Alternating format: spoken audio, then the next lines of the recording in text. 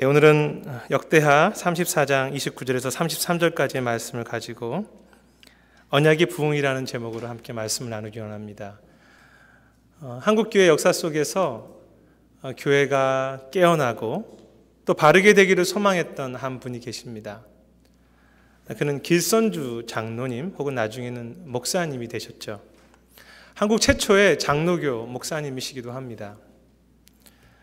이 길선주 목사님이 사역하던 시대는 조선이라는 나라가 일본에 의해서 나라를 잃어버렸던 어둡고 아픈 시대였습니다. 그래서 그는 조선이 망하게 되자 교인들과 함께 구국기도회를 하면서 나라가 회복되기를 부흥하기를 소망했었습니다. 그뿐 아니라 그는 1907년 한국의 평양 대부흥이 일어나는 해에 가장 중요한 역할을 했던 사람이기도 합니다. 민족이, 그리고 교회가 부흥하고 다시 한번 회복되기를 소망하며 헌신했던 한 사람. 그런데 우리가 성경을 살펴보면 이렇게 부흥을 소망하고 또 부흥을 위해서 헌신했던 그런 많은 사람들을 만나보게 됩니다. 그 중에서도 오늘 말씀의 요시야 왕은 가장 대표적인 사람이라고 말할 수 있을 것입니다. 어떤 분들은 구약의 왕들 중에서 가장 큰 회복과 부흥을 경험했던 사람이 두 사람이 있는데 그 첫 번째는 히스기야이고 두 번째가 오늘 본문의 요시야 왕이라고 말하기도 합니다. 요시야 왕의 부흥과 회복. 하지만 요시야가 살던 시대는 마치 길선주 목사님이 살던 시대처럼 어둡고 아픈 그런 시대였습니다.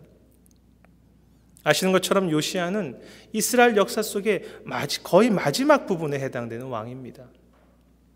유다는 지금 하나님을 잃어버리고 점점 패망의 길로 가고 있습니다. 모든 선지자들이 이제 곧 유다는 망할 것이야 라고 그렇게 이야기했습니다. 그리고 그러한 암울하고 고통스러운 것은 나라의 일만이 아니었고 그의 가정의 일이기도 했습니다. 우리가 오늘은 34장을 읽으셨는데 33장에 보면 이 요시야의 아버지 아몬에 대해서 나옵니다. 그는 22살에 왕위에 오릅니다. 2년 동안 왕위에 있었죠. 하지만 그는 하나님이 보시기에 참 나쁜 왕이었습니다. 그리고 2년 만에 반역자들이 그를 죽입니다. 그 후 사람들은 그 아버지를 죽인 반역자들을 제거하고 이 요시야를 8살에 왕으로 세운 것입니다. 참 얼마나 고통스러운 가정의 상황입니까? 8살이 된 그 사람이 왕이 된 요시야. 살해된 아버지, 쇠퇴해가는 유다, 영적으로 하나님을 전혀 찾지 않는 우상들만 섬기고 있는 그 나라. 그것이 요시야의 상황이었습니다. 여러분이 요시야라면 어떻게 하셨겠습니까? 그런데 오늘 이 34장은 참 재미있게 내용이 전개돼 갑니다.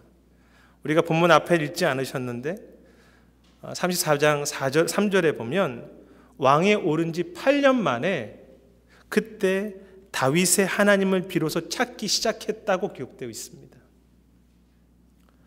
그리고 20년째 되는 해 요시야는 유다 지역에서 모든 우상들을 제하는 일을 하기 시작합니다. 잘 보십시오. 요시야는 8살의 왕이 되자마자 하나님을 온전히 따른 것이 아닙니다. 그는 왕이 되자마자 처음부터 막 모든 것을 정결하게 한 것이 아닙니다. 그는 단지 아이에 불과했습니다. 하지만 조금씩 하나님 앞으로 가고 있는 것입니다.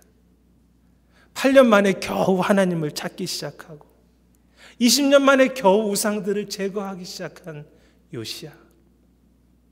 마치 더듬 거리듯이 하나님을 찾아가지만 하나님은 점점 더 하나님께로 이끌어가고 계십니다. 저는 그것이 하나님께서 우리를 인도하시는 방향이라고 생각합니다. 특별히 그 3절 말씀에 보시면 요시야가 다윗의 하나님을 찾았다라는 표현이 있습니다. 그 부분을 좀 주목할 필요가 있습니다. 다윗의 하나님.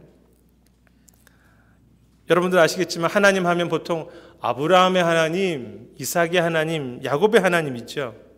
그런데 오늘 본문 3절에 보면 다윗의 하나님을 찾았다고 합니다. 성경에서 누구누구의 하나님 하면 그것은 항상 하나님과 그와 맺은 언약, 약속을 항상 그 중심에 두고 이야기하는 것입니다. 하나님과 다윗이 약속을 맺습니다. 언약이라고 하죠. 그리고 나서 그때부터 다윗의 하나님이 되는 것입니다. 다윗과 하나님이 맺은 약속이 무엇입니까? 내가 너희 가문을 책임지겠다. 내가 너의 자손들을 보호할 것이라고 약속하셨습니다. 그리고 다윗도 하나님께 약속합니다. 하나님, 우리 가문은, 우리의 백성들은 하나님을 섬기며 사랑하며 끝까지 가겠습니다. 그리고 하나님은 그 다윗의 자손 가운데 때로 연약하고 때로 문제가 있고 죄악이 있더라도 그들을 향해서 늘 사랑으로 은혜로 대해 주셨습니다. 그들이 더듬더듬거리면서 하나님을 찾기만 하더라도 그들에게 응답하시기를 기뻐하셨습니다. 왜? 다윗과의 약속이 있었기 때문에. 그 다윗의 가문의 자손들을 늘 은혜로 대하시는 하나님. 그리고 오늘 요시야 왕은 그 다윗의 가문입니다. 그에게 다시 은혜를 주고 계신 것입니다. 우리도 그와 마찬가지지 않습니까? 우리는 예수님의 자손. 어린아이와 같이 때때로 더듬더듬 찾아가지만 은혜로 우리를 인도하시는 하나님. 사랑하는 여러분, 지난 시간을 돌이켜볼 때 하나님께서 우리를 대하신 방법이 그런 방법이 아니었습니까? 우리는 요시아와 같이 아무것도 모르지만 우리를 점점 주 앞으로 인도하시는 것. 그래서 감사할 따름이죠. 그런데 이러한 하나님의 은혜로 대하심은 구약의 역사상 가장 독특한 사건으로 그 절정에 이르게 됩니다. 그것이 무엇입니까? 요시아가 우상을 다 제거한 후에 성전의 보수 공사를 명하게 됩니다. 그리고 그는 사반이라는 서기관과 몇 사람을 그곳으로 보냅니다. 그런데 공사를 위하여서 전에 모금해 두었던 헌금을 성전으로부터 꺼내는 도중에 대제사장 hil기야라는 사람이 그곳에 있던 여호와의 율법책을 발견한 것입니다. 사실 구약 역사 속에서 잊지 못할 중요한 엄청난 사건입니다. 아니, 어떻게 이런 일이 있을 수 있습니까? 당시에는 책으로 성경이 엮어지기 전이기 때문에 두루마리로 성경을 한 권 한 권 기록하여서 말씀을 보관하여 두었습니다. 그런데 그 두루마리가 성전에서 발견된 것입니다. 아마도 당시에는 전쟁도 많았고 나라의 위기가 많았기 때문에 그 귀한 두루마리 성경을 보존하기 위해서 성전 뒷벽이나 깊은 곳에 숨겨두었을 것입니다. 아니면 너무나 좋은 말씀이니까, 너무나 신성한 말씀이니까 함부로 대할 수가 없어서 성전 깊은 곳에 두었을 수도 있죠. 언제 이곳에 두었는지, 누가 두었는지 알지 못합니다. 중요한 것은 많은 시간 동안 이스라엘 백성이 그 율법책을 잃어버리고 있었다는 사실입니다. 소중해서 보관했겠지요. 가치가 있다고 해서 성전 깊은 곳에 두었을 것입니다. 하지만 잃어버리고 있는 율법책. 미국이나 한국이나 다 이렇게 박물관 전시관을 잘 해놓지 않았습니까? 아마 다 가보셨을 텐데, 특히 오래되고 소중한 물건을 혹은 그림을 혹은 작품을 전시하는 곳에 가면 참 정성스럽게 물건을 잘 보관해 두었습니다. 그런데 그곳에 가면 늘 글자가 써 있죠. 여지없이 글자가 써 있습니다. 만지지 마시오, 이렇게 하고 써 있습니다. 어떤 경우에는 좀 신사적으로 작품은 눈으로 보는 것입니다 라고 하지만, 또 어떤 경우에 가면 좀 강하게 절대 만지지 말아달라고 막 빨간 글자로 막 따옴표까지 써가면서 부탁을 합니다. 소중한 것이지만 만질 수도 느낄 수도 없는 박물관입니다. 물론 박물관이나 좋은 그림은 정말로 눈으로만 보아도 되는 것이 있죠. 그런데 이스라엘 백성은 하나님의 말씀을 그렇게 대했다는 것입니다. 마치 박물관에 보관한 전시물 유물처럼.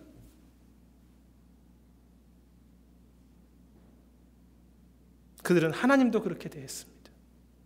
그냥 좋으신 분이야, 참 좋아 라고 말은 하지만 그분을 만져보지도 못했고 그분의 능력을 체험해보지도 못한 하나님. 사랑하는 여러분, 신앙이란, 말씀이란 박물관에 보관된 고상한 것, 그것이 아닙니다. 하나님은, 말씀은, 은혜는 내 평범한 삶으로 들어와서 나와 함께 뒹굴고 부딪히고 웃고 우는 것입니다. 박물관은 살아있다. 그 영화를 보면 그 박물관의 전시물들이 막 살아서 움직입니다. 그것이 바로 신앙입니다. 그것이 바로 말씀입니다. 오늘 하나님께서 요시야에게 그렇게 행하고 계시다는 것입니다. 잃어버린 율법책을 찾게 하셔서.